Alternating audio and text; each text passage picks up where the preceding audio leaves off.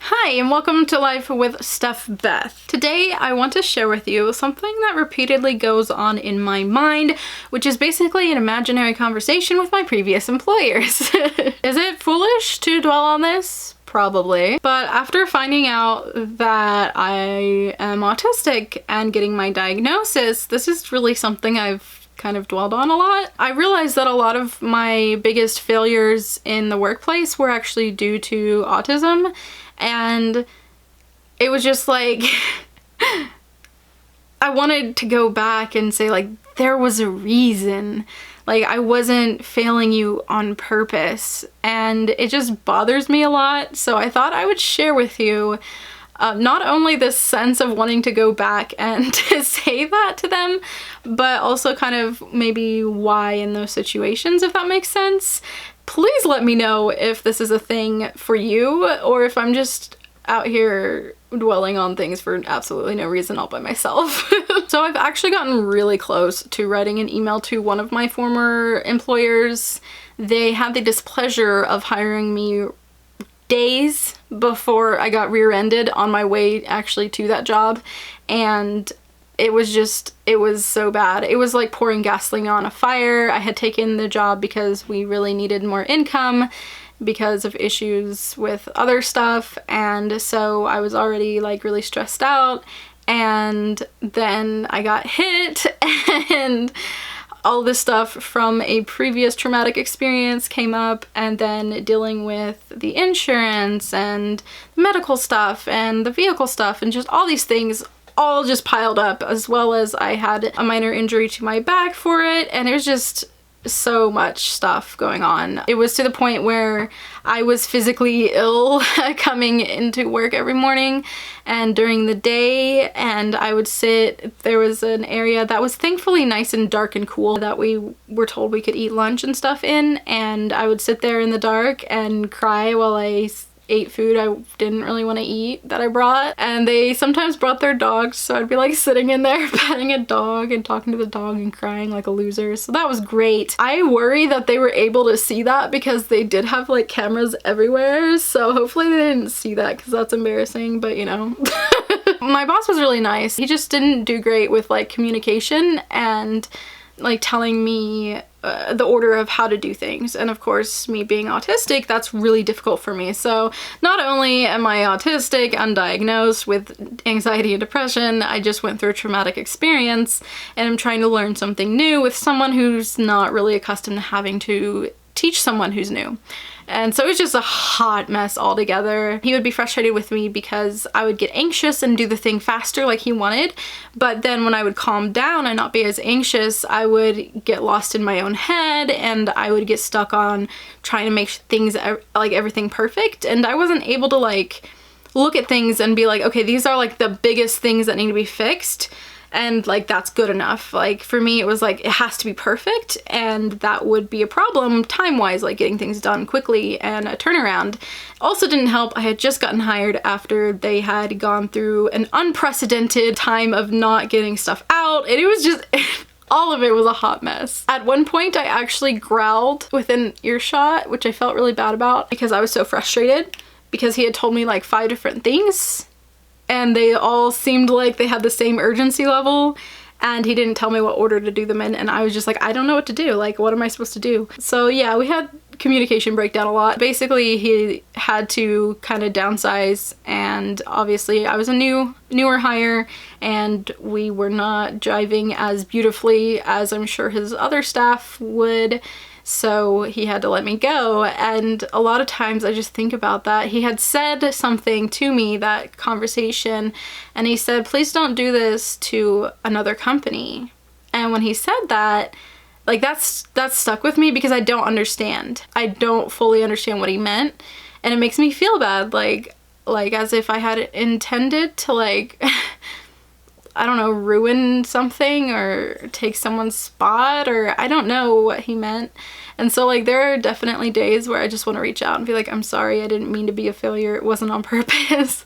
Like you just happened to be my employer in like the worst possible time on the planet Earth while I didn't know I was autistic and why some of these issues were happening.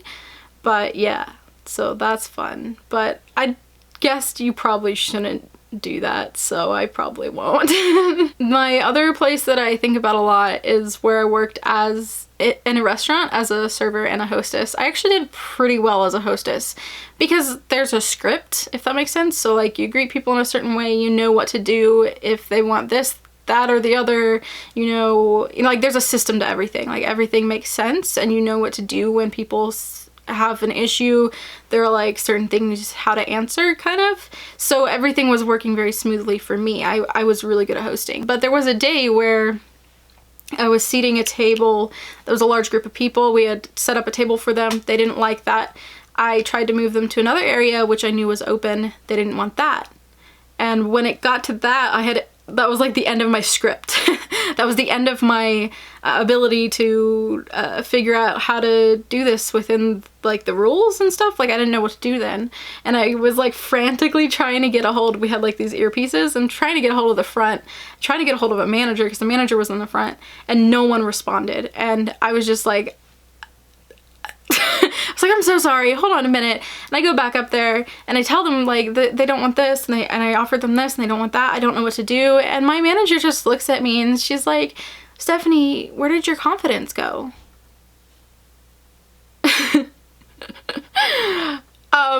It ran out the minute I ran out of my script. Like, that's just how it is. And then I moved to serving, which I was not as good at, basically, because there's so much you have to juggle, so much timing and stuff like that, and being someone who gets lost in my head and someone who isn't good when people go off script, it was rough. It was rough. And so I just think about that, like the shortcomings that I feel like people were annoyed by that were really out of my control and could be explained. But I mean, I guess it doesn't really matter at the end of the day. Why? I guess, I don't know. There was actually one time where I was talking to my general manager. It was actually my general manager, which is why it's even more awkward to me. She had asked me for something or to do something, and I was very confused as to what she was saying. She repeated it to me like 3 times. Not a clue what she was saying. Someone else tried to say it to me. I was like, what are you saying to me? Like, what am I supposed to do? Why am I doing this? I don't get it. And I was just so stuck, like I couldn't get around the idea. It was so frustrating. And finally someone said it just like a different way, and then all of a sudden it was like the path my brain was taking that was just like repeating like literally the definition of insanity. It was like my brain going the same route, expecting to somehow like get through. Somehow they're different words, like let my brain go a different route and realize what was happening, and then I finally was able to do it. But I felt so stupid, and like I'm not trying to be difficult, I just like the words you're saying don't mean anything to me.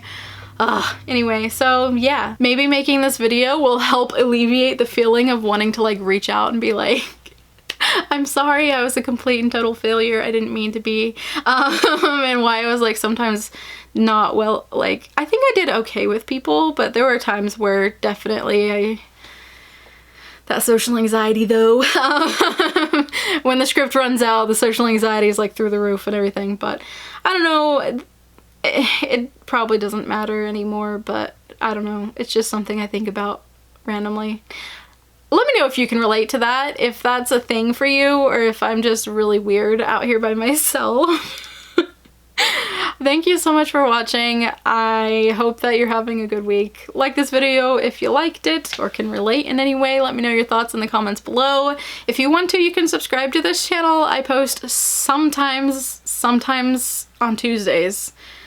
Sometimes I don't even post on Tuesdays, but you know, whatever. I post sometimes on this channel, and it's literally whatever I feel like talking about. It might be a fun little quiz or a test or a story time kind of thing like this, or me ranting about something, or a vlog, or something serious like the Matthew Russian thing or the Micah Stauffer thing. So it's just really whatever. It's kind of like if you want to hear whatever I have to say for whatever reason, welcome to the party. I don't know. Anyway, I hope you're having a wonderful week, and I'll see you whenever my next video is. Bye!